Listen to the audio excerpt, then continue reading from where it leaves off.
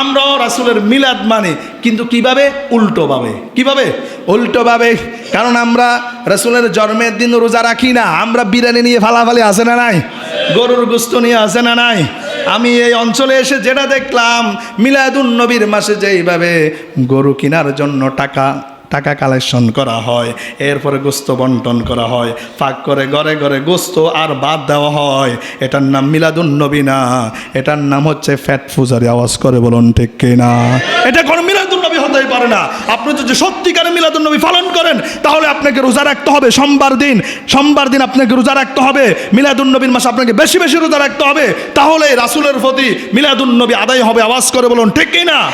কিন্তু মিলাদুন নবীর নামাজ নাই, রোজা নাই, যেই রাত্রে তারা এগুলা করে, সেই রাত্রে এশার নামাজও নাই, ফজরের নামাজও নাই, আছে না নাই? যদি বিশ্বাস না হয়, যারা করেছে তাদেরকে প্রশ্ন করেন, খবর পেয়ে যাবেন। ফের হাজিরিন, এজন্য ইসলাম সহজ। ইয়াসসিরু ওয়ালা তুয়াসসিরু, বাশশিরু ওয়ালা তুনাফফিরু। রাসূল বলেছেন ইসলাম সহজ, তোমরা ইসলামটাকে কঠিন করবে না। আমার নবী মুহাম্মদ রাসূলুল্লাহ সাল্লাল্লাহু আলাইহি ওয়াসাল্লাম বলেন, সুইলা আন সাওমিল ইসনাইন ফাকাল ফিহি উলিদতু ওয়া ফিহি উনজিলা আলাইয়া। আমার নবী বলে, আমি সোমবার দিন এই জন্য রোজা রাখতাম, কারণ আমার আল্লাহ তাআলা আমাকে সোমবার দিন দুনিয়ার আলো বাতাস দেখিয়েছেন। এই দুনিয়ায় আসার জন্য দুনিয়ায় আমাকে সোমবার দিন কি করেছেন? আল্লাহ তাআলা পাঠিয়েছেন। আমি আমার মায়ের গর্ভ থেকে সোমবার দিন এই পৃথিবীতে এসেছি, এই শুকরিয়া আদায় করে আমি রোজা রাখি। আল্লাহু আকবার। তার মানে যেটাকে আমরা মিলাদুন নবী বলি, মিলাদুন নবী আমার নবী মানতেন কি মানতেন না? কথা বলেন, কথা বলেন, কথা বলেন না। মানতেন কি মানতেন না?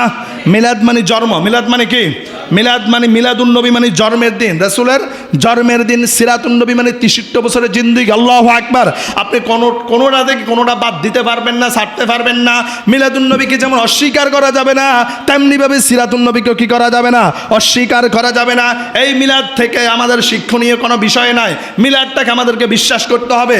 আমার নবী পৃথিবীতে জন্মগ্রহণ হয়েছেন, আমার নবী আসমান থেকে আসেন না, মায়ের গর্ভে এই পৃথিবীতে এসেছেন, আমরা বিশ্বাস করি কি করি না?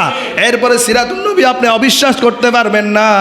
রাসূল সাল্লাল্লাহু আলাইহি সাল্লামের 63 বছরের জিন্দেগি, যতগুলা সুন্নাহ আছে তিনি যেইভাবে জীবন যাপন করেছেন, ঠিক 63 বছরের জিন্দেগি আমাদের জীবনের মধ্যে আনার দরকার আছে না নাই? এরপরে আসেন, আমরাও রাসূলের মিলাদ মানি, কিন্তু কিভাবে? উল্টোভাবে। কিভাবে? উল্টোভাবে।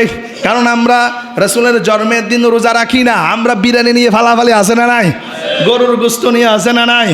আমি এই অঞ্চলে এসে যেটা দেখলাম, মিলাদুন নবীর মাসে যেইভাবে গরু কেনার জন্য টাকা কালেকশন করা হয়, এরপরে গোস্ত বন্টন করা হয়, ফাঁক করে ঘরে ঘরে গোস্ত আর বাদ দেওয়া হয়, এটার নাম মিলাদুন নবী না, এটার নাম হচ্ছে ফ্যাট ফুজারি। আওয়াজ করে বলুন ঠিক কিনা?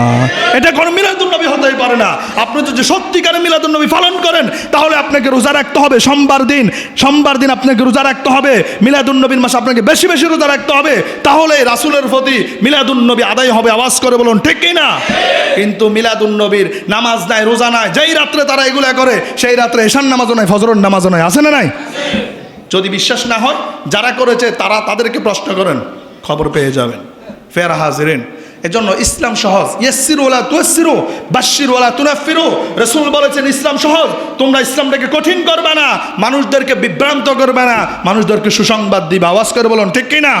তার মানে আমার নবীও তার জন্মদিনটাকে স্মরণ করেছেন রোজা রেখে। কি করে? রোজা রেখে স্মরণ করেছেন। এরপরে রাসূলকে জিজ্ঞাসা করা হলো, নবী আপনি সোমবার দিন আর কেন রোজা রাখেন?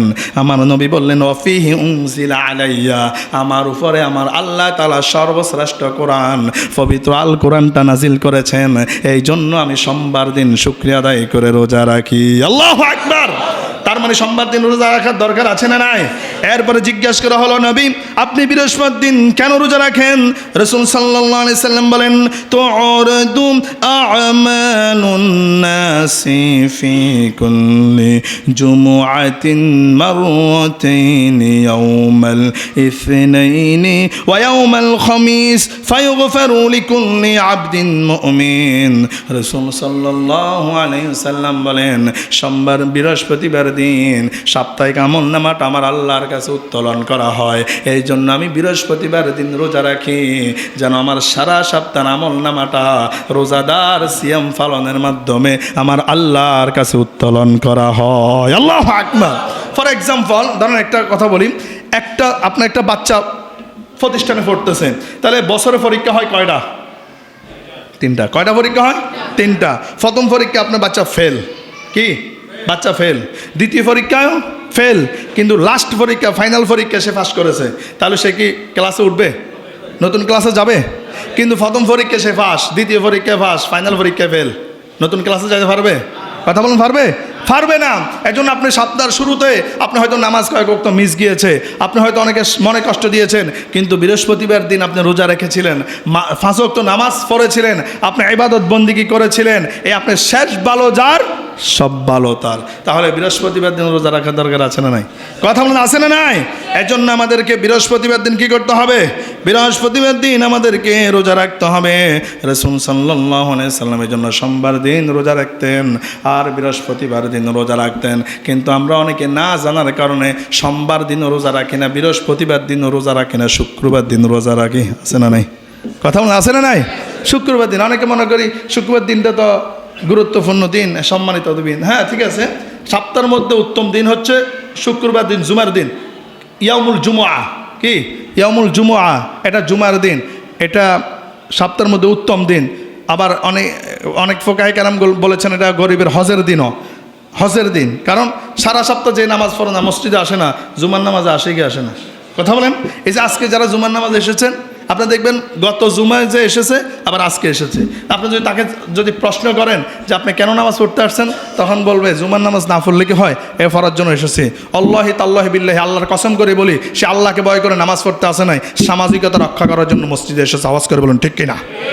কারণ সে যদি জুমার নামাজে না আসে, তখন বলবে বেটা কি মুসলমান হইলা তুমি, জুমার নামাজ পর্যন্ত পড়ো না। এই সামাজিকতা রক্ষা করার জন্য আজকে শুক্রবারে জুমার দিন এসেছে।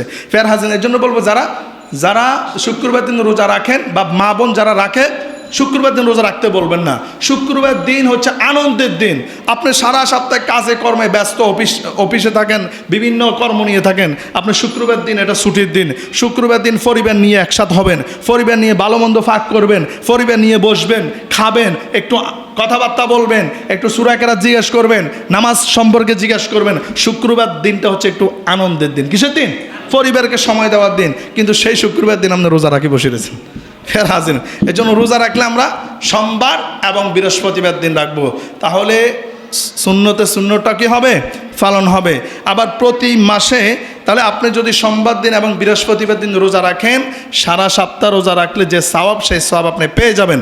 আরেকটা বিষয় হচ্ছে, আপনি যদি পুরা মাসে রোজা রেখে যদি আপনি কি পুরা মাসে রোজা রাখলে আপনার আমল নামে যে সওয়াব লিপিবদ্ধ করা হবে, যে সওয়াব আপনি পাবেন, সারা মাস রোজা রাখা লাগবে না। শুধু মাসের মধ্যে 3টা রোজা যদি আপনি রাখেন, সারা মাস রোজা রাখার সওয়াব পাবেন। আর সেই 3টা দিন হচ্ছে চাঁদের, ক্যালেন্ডার নয়, চাঁদের 13 তারিখ, 14 তারিখ, 15 তারিখ। কত তারিখ বলছি? প্রতি চাঁদের 13 তারিখ, 14 তারিখ, 15 তারিখ। এইগুলাকে বলা হচ্ছে আইয়ামে বীজ। এগুলাকে মাসের কি বলা হচ্ছে? বীজ বলা হচ্ছে।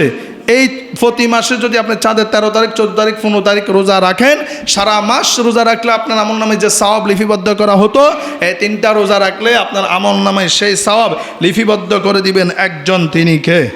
এই জন্য এই রোজা রাখার প্র্যাকটিসগুলো আমাদেরকে করার দরকার আছে না নাই? ফের হাজিরিন, এজন্য আমাদেরকে বেশি বেশি করে কি করতে হবে? ইবাদত বন্দেগী করতে হবে।